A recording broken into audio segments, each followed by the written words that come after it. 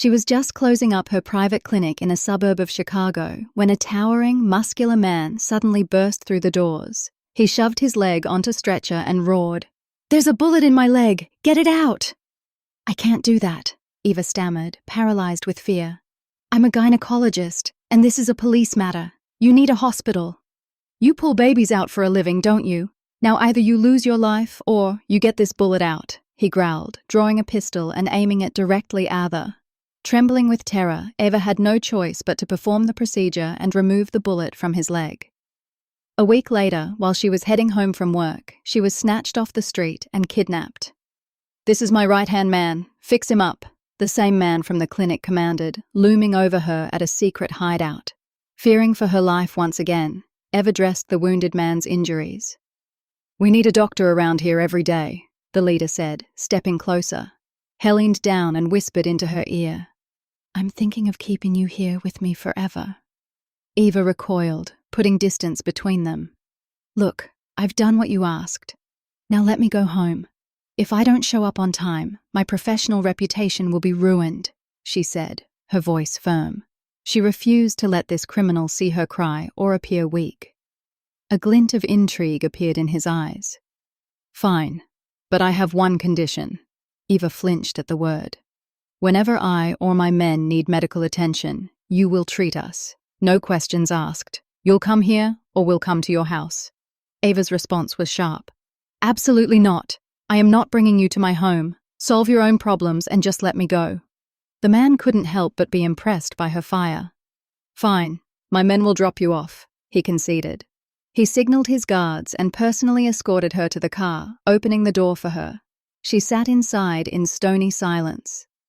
The moment she arrived at her suburban villa, she found Mrs. Thompson sitting on the sofa.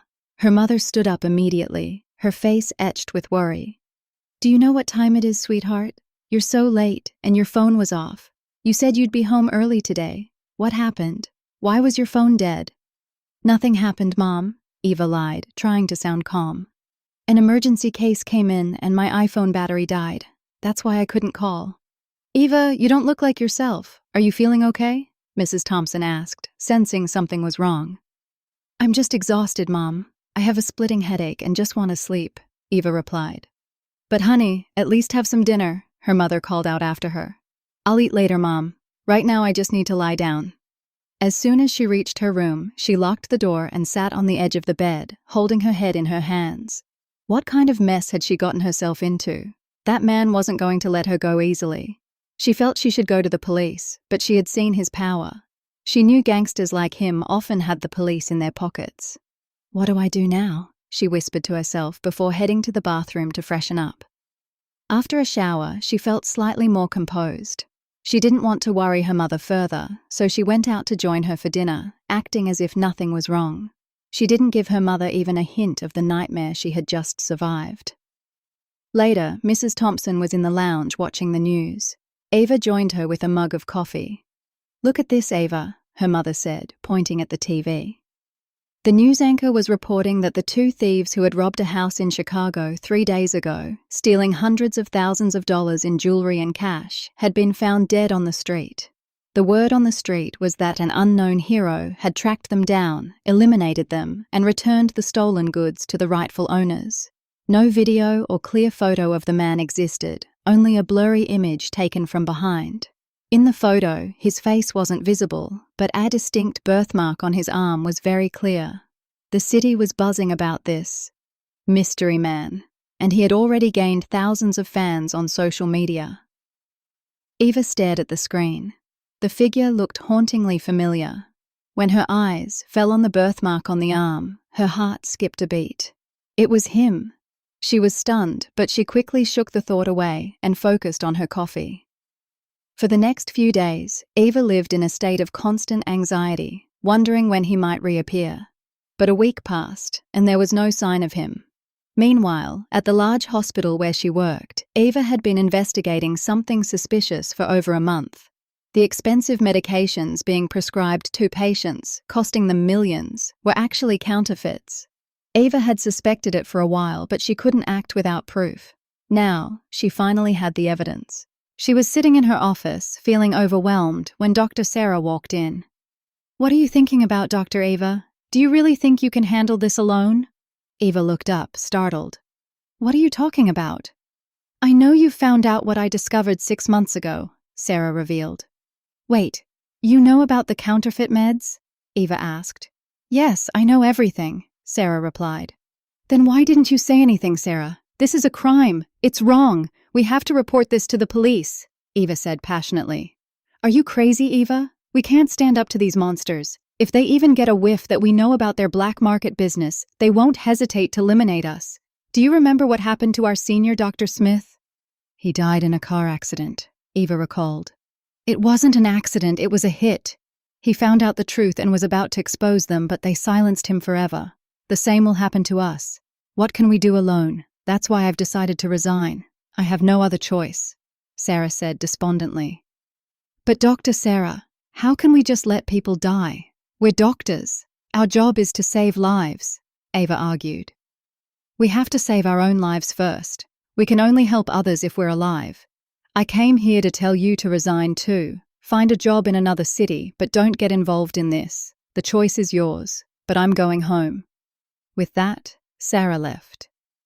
When Ava returned home that evening, she heard a man's voice coming from the lounge. Who could be here? She wondered. When she stepped inside, she saw a handsome young stranger sitting there, engaged in a deep conversation with her mother. Hello, Ava said, looking between the two of them in confusion. Oh, come in, Ava. Meet Ethan Hayes. If it weren't for him, your mother might not be here right now. I was crossing the street at a red light, and some reckless driver blew through the signal. Ethan was there and pulled me back by the arm just in time. Thank you for helping my mother, Ava said, studying him closely. He looked familiar, but she couldn't place him. She sat on the opposite sofa. She could feel Ethan's eyes on her, but every time she looked at him, he quickly looked away.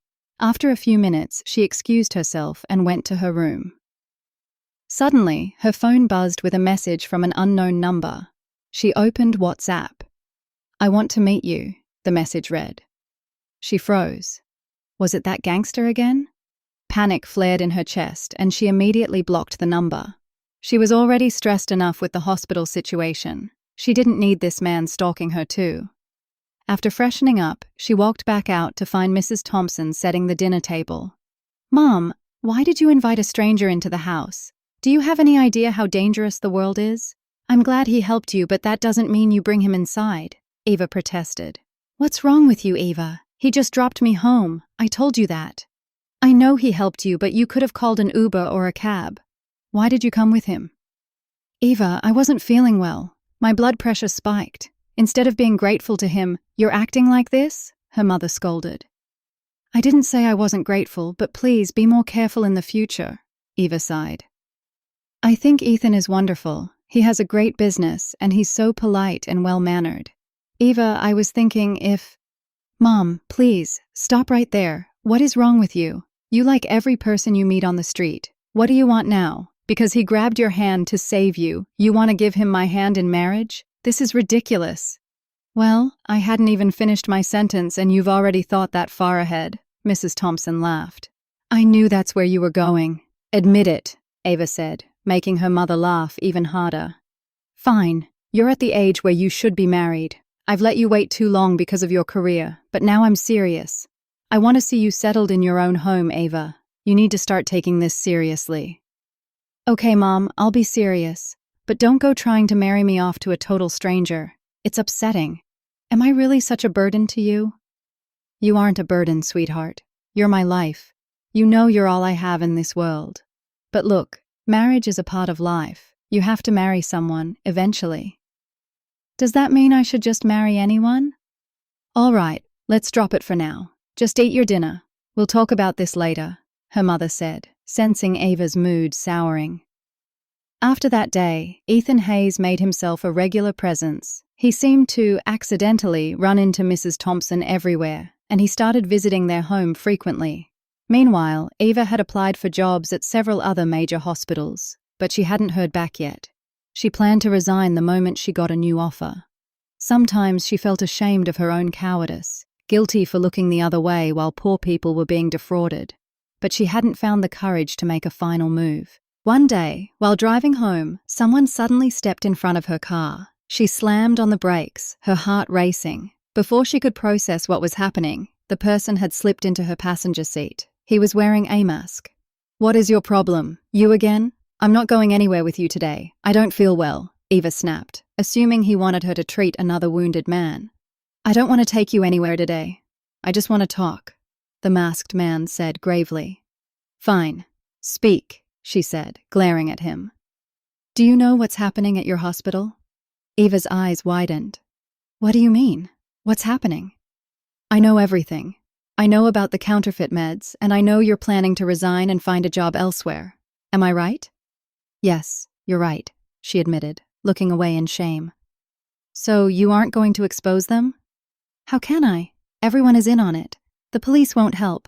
Our city's police force is as corrupt as it gets," Eva replied.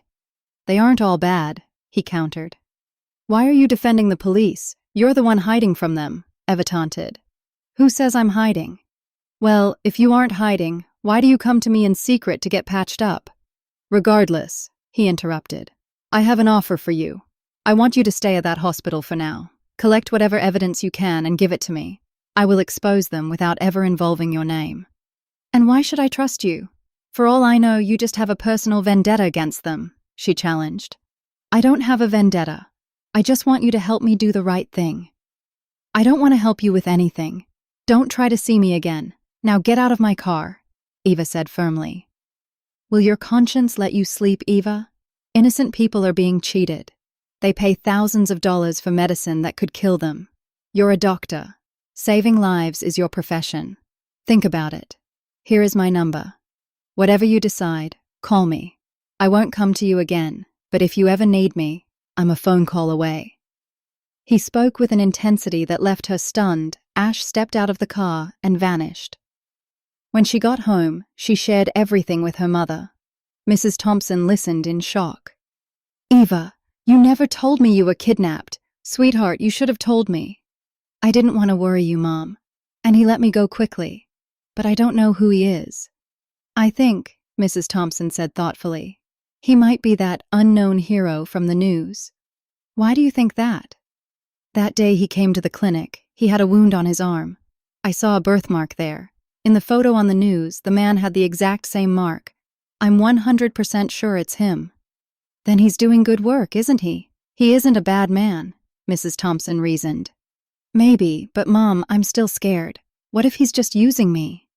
"Why would he use you? If he can expose those criminals through you, let him do it," Mrs. Thompson said. She was a brave woman who believed in facing danger rather than hiding from it, and she encouraged her daughter to do the same. Bolstered by her mother's support, Eva dialed the number. He picked up on the second bell. "I knew Dr. Eva was the brave daughter of a brave mother. I was waiting for your call," he said. "How do you know anything about my mother?" "Daughters take after their mothers. If you're brave, she must be too. Now tell me, what do I need to do?" "You just need to give me the evidence. If you want your name attached to it, fine. If not, I'll take down those vultures myself without anyone ever knowing you were involved." "Fine. I'll bring you the evidence tomorrow at 2:00 p.m. I'll text you the location." The next day, she left the hospital at exactly 2:00 p.m. They met at a quiet cafe, sitting across from each other. He still wore his mask, and Eva didn't ask Chaim to take it off. "This is a flash drive," she said, sliding it across the table. "It has everything.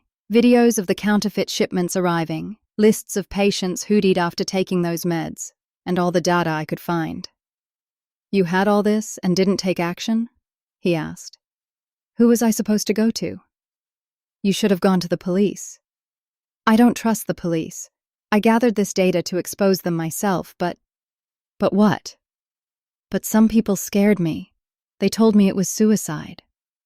"How much do you know about me? Who are you, really?" Eva asked, genuinely curious. He seemed to know everything about her. "Whoever I am, I'm not as bad as you think." "People usually think bad of bad people. I've given you the evidence. Now let's see what you do with it. If you're actually a good person, it'll show," she said before getting up and leaving. As she was driving away, several black SUVs suddenly swerved around her, forcing her to a stop. One car cut her off completely. Men jumped out, pulled her from her car at gunpoint, and shoved her into their vehicle. After a 30-minute drive, they arrived at a desolate warehouse. Eva was blindfolded. "So, you're the doctor trying to shut down my hospital?"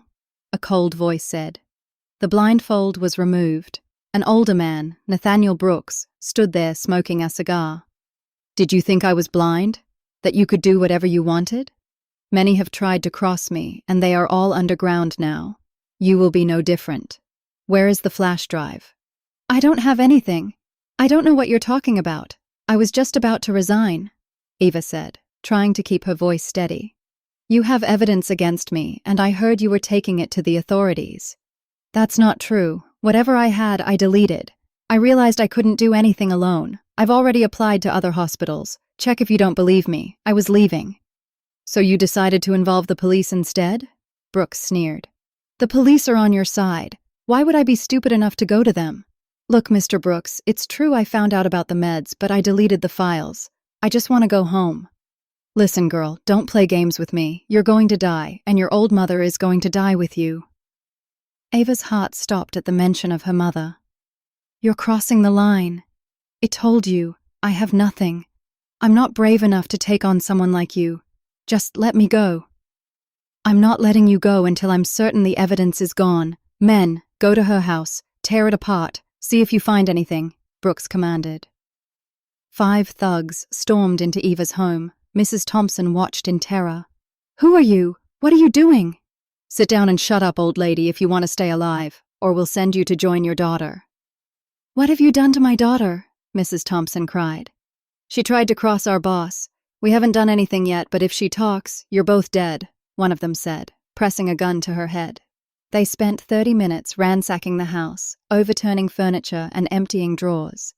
Finding nothing, they finally left. Mrs. Thompson collapsed onto the sofa, sobbing. It took her several minutes to find the strength to reach for the phone. She tried Eva, but her phone was off. Then she remembered Ethan Hayes. She called him, hysterical.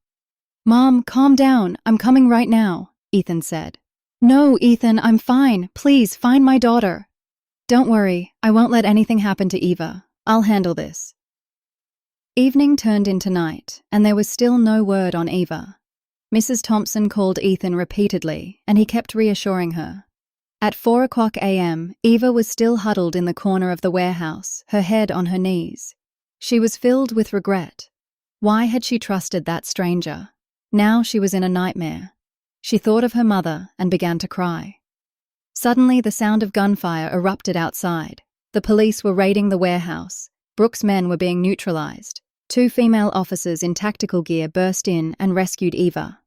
The media arrived shortly after. It was revealed that Dr. Eva had exposed Brooks's massive criminal operation and had been kidnapped for her bravery. Thessity hailed her as a hero. Brooks's hospital was sealed. Eva arrived home at 2:00 p.m. Mrs. Thompson threw her arms around her, weeping. "Are you okay, baby? I was so scared. I'm so sorry. I'm the one who told you to do this." "It's okay, Mom. I'm fine. And you were right to tell me to do it." "What's with the tears, Auntie? You're a brave woman," Ethan said, standing nearby. Suddenly, Mrs. Thompson's face paled. Her blood pressure had spiked again, and they had to rush her to the hospital. They didn't return home until 10:00 p.m. The next day, Ethan came over to check on Mrs. Thompson and expressed his desire to marry Eva. After the kidnapping scare, Mrs. Thompson wanted Eva to have someone to protect her more than anything. She asked for some time to talk to Eva. After Ethan left, Mrs. Thompson called Eva into the room. "Eva, we need to talk." "Yes, Mom." "Ethan wants to marry you. I don't see any reason to refuse. He's the reason you're safe today. He stayed by our side all night. Every time I've met him, he's been nothing but a gentleman. The rest is in God's hands." "But Mom, it's so soon." "Is it, Eva? I've realized how fragile life is. Please do this for me." "Fine, Mom. Whatever you wish," Eva said quietly and left the room. Mrs. Thompson beamed with joy. Eva's only condition was that the wedding be simple. The ceremony was set for the following Friday. It was a small, intimate gathering at Mrs. Thompson's home. Eva looked breathtaking in a simple white dress. Ethan couldn't take his eyes off her. I'll go check on dinner. You two sit, Mrs. Thompson said, heading to the kitchen. Eva stood up and went to her bedroom. Ethan, who had a gift for her, followed her. Eva was at the mirror, adjusting her dress, when she saw him behind her. "You're here? You left so fast you didn't even take your gift," he said. He pulled a diamond ring from his pocket and slid it onto her finger, kissing her hand. Eva pulled away immediately, but Ethan caught her hand and drew her close. "Thank you, Eva. You don't know how much I've liked you from the first day we met. But I was afraid because I knew you didn't like me. When your mom said yes, I felt like the luckiest man in the world." Eva listened, her expression guarded. "I don't believe in fairy tales or sudden love," she said. "If you stay with me, I'll teach you how to believe," he said, kissing her forehead. Eva pushed him back. "Don't get too ahead of yourself. Go, dinner is ready." Her tone made it clear she still viewed him as a stranger. "I'm not going anywhere. I want to spend time with my wife." "I'm tired and I want to change," she said, turning her back to him to take off her jewelry. She struggled with the clasp of her necklace. Ethan stepped forward and gently unhooked it for her. When she started to take off the ring, he stopped her. "Keep that on. It looks beautiful on you." "Fine, now go." "I'll be right outside," Ethan said. After he left, Eva let out a sigh of relief. For some reason, looking at Ethan gave her a strange feeling, as if she'd seen him somewhere before, but she couldn't remember where. After dinner, Ethan left. Mrs. Thompson couldn't stop praising him. "Mom, stop. We barely know him." "Don't be cynical, Eva. He's a good man. By the way, did that masked man ever call you again?" Eva's face hardened. "If I ever see him again, I'll kill him. He put me in that mess and never even checked on me." "But Eva, he gave you all the credit." "To hell with the credit. What if something had happened to you that night? If I get my hands on him, he's dead." Mrs. Thompson had never seen her daughter this angry. "Calm down, Eva. Forget about him. How is the new job?"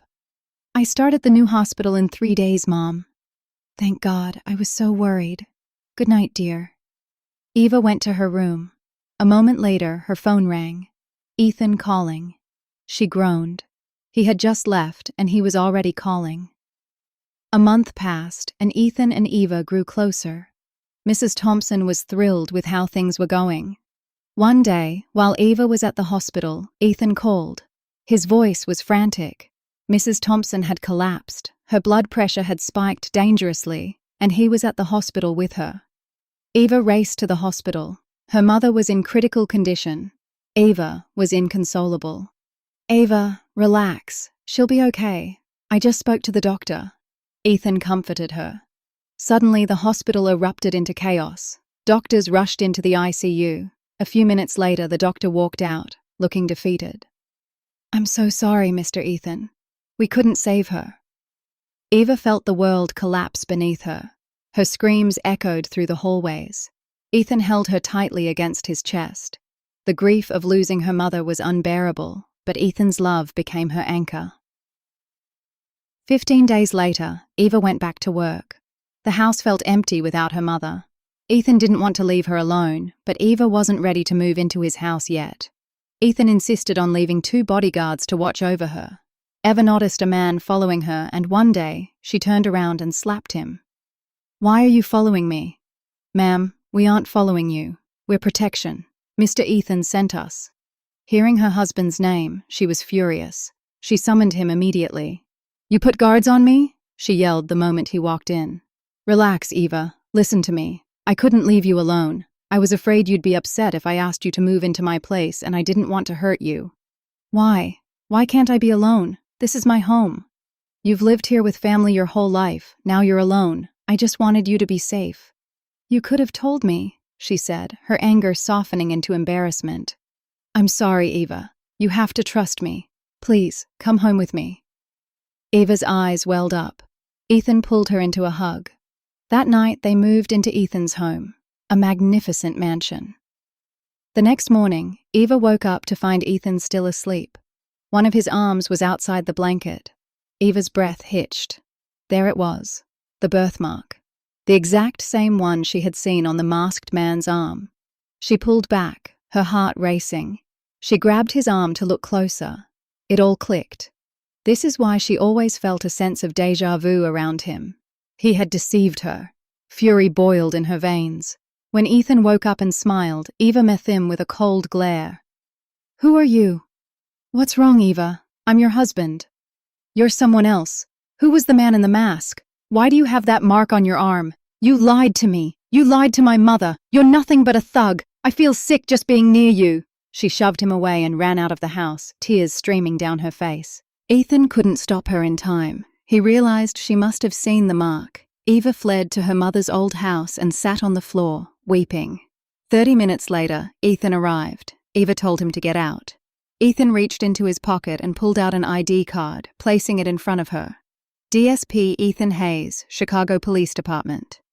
Eva froze. 6 months ago, I was posted to this district, Ethan explained softly. I was ordered to go undercover to take down a major gang. During that time, I handled several cases, including the one with the thieves. I told your mother the truth. That's why she pushed you to marry me. I wanted to tell you everything, but the timing was never right. I didn't want to ruin the peace we finally found. Eva looked at the ID, then at him. Guilt washed over her. How can I trust you now? Ethan pulled her into his arms. Honey, look at how you've ruined our morning after such a beautiful night. He took her out for breakfast and then dropped her at the hospital before heading out for his final mission. After a 4-hour operation, he successfully dismantled a massive human trafficking ring. The whole city was celebrating the bravery of DSP Ethan Hayes. Eva tried calling him, but his phone was off. As she left the hospital that evening, masked men suddenly grabbed her and forced her into a car. She was terrified. 15 minutes later, they dragged her into a room. "Ma'am, please treat this wounded man," a voice whispered in her ear. When the blindfold was removed, Ethan was there, smiling at her. You? You did this? I was scared to death," Eva cried, hitting him playfully. "Whenever I need my doctor, this is how I'll call for her," Ethan laughed. "Where is the wound?" Eva asked. He placed her hand over his heart. "Right here. Heal me, doctor." Eva smiled and leaned in, pressing a soft kiss over his heart. Ethan pulled her close. "I have another surprise for you." He turned on the TV, where the news was reporting on his heroics.